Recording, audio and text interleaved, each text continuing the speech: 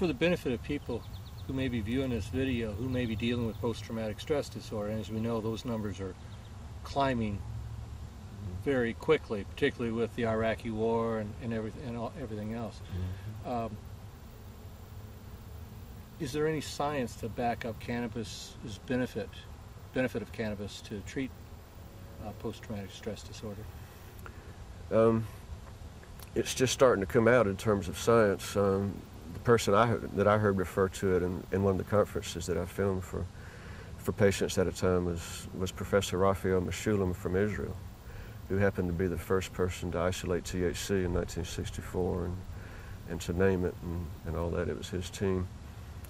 And he gave a talk in 2004 in Charlottesville, Virginia at that conference, where he postulated that the natural function of the brain to discard excess information and traumas and just things that we normally discard of in our dreams and all that, through the brain's normal functioning, that cannabis seems to aid that. One of the things that's going to come up in a situation like this, when you're talking about post-traumatic stress disorder and things like stuttering, which we believe could be linked to that. One of the things that's going to be questioned in regard to using cannabis to treat this is, they're going to bring up the old propaganda that cannabis makes you lazy, it clouds your thinking, causes you to forget. Isn't cannabis counterproductive to someone like yourself, who is a professional, is trying to take and create and trying to work, trying to take and earn a living? No, I don't feel that at all. And in fact, the science of the endocannabinoid system seems to explain all that. And the same arguments were made about the immune system. Cannabis was shown to suppress the immune system when it's overactive, and in cases like MS and ALS, and it brings things back into balance. So, as Dr. Melamede said, the great normalizer. Yeah. And in a case like mine, where my brain needs to, or a in other PTSD cases where the brain needs to discard unneeded information, it's not like it's discarding everything, it's discarding what's not needed and really bringing it more back into normal function. And over the years of reading about this, I've discovered that the myths about cannabis as causing people problems with short-term memory and things like that, and being making a person lazy and things like that are really just myths. And as far as the short-term memory thing, and as far as memory loss, that all stems from a couple of small studies in Canada using playing cards to recall information, like in the concentration game, where you had to remember where the cards you turned over was. And it turned out that heavy pot users tended to score slightly less on these tests. So they extrapolated that it must cause memory loss. And although the test showed that after the cannabis wore off, that these people function as normal as anybody else. But these are very subtle effects, and as I've often pointed out to people, if you want to see real memory loss, just be around social drinkers on a weekend, people that have an average amount of alcohol, and then huge amounts of time will just disappear for them. Blocks of hours will just be gone. They have no recollection of it all.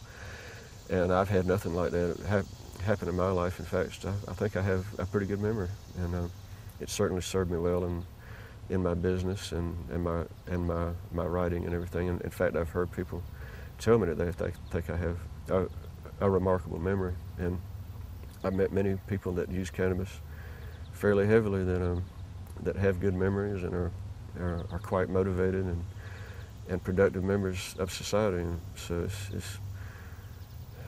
I'm afraid these myths have taken on a degree of relevance to which there's no basis.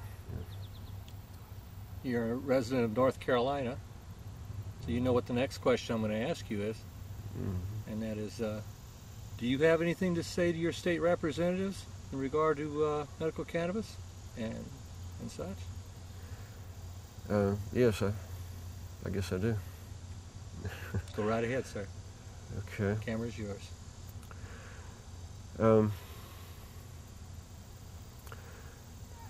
I've studied this issue for a long time, and one thing that fascinates me is that my ancestors used cannabis for the same type of conditions that medical cannabis patients are wanting to today. They used it for neuralgia, as they call it, mental problems, and depression, and muscle spasms,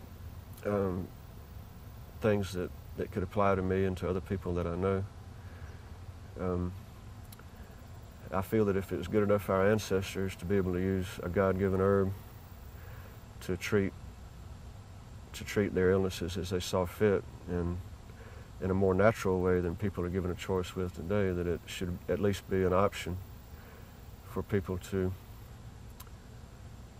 have access to modern medicines that will be made from cannabis in terms of concentrates and extracts that can do jobs like protect brain trauma, injury, and things like that. But that there's also a need and a moral right for people on Earth to use what God put here for us. It seems to work in a subtle and gentle way to aid us in leading normal lives, and there's nothing wrong with that. And the U.S. government in 1999, in the Institute of Medicine report, acknowledged that there will be many modern medicines made from cannabis, and that'll be a good thing. But in the meantime, and even after these are developed, there's no moral authority. There's no justification for keeping natural cannabis away from people that need it, and that's their right and their choice between them and their creator and their doctor. So I think the politicians need to get on board with the people, as for years and years the people have been out front on this and have understood that it makes no sense to demonize something that has a 4,000-year track record as a medicine. And, very good. Before we end this, I got to ask you a question.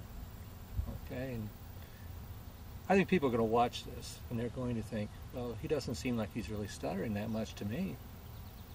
Why is that? Well, as I said before about when you stutter, you build up traumatic episodes, and it gets worse and worse and worse. And as I started smoking cannabis, and especially in the past 10 years when I started smoking a lot more good cannabis, because before 10 years ago I didn't really know what good cannabis was, largely. You're speaking of that which is close to medical grade or medical grade? Right, yeah, because I was just like everybody else. Mainly I just got what was available on the black market, which is as I know now, inferior medicine. And I did have more stuttering at that point, and I remember in the late 80s and early 90s I even had trouble talking on the phone still. That was like one of my last vestiges of stuttering in a real problem kind of way.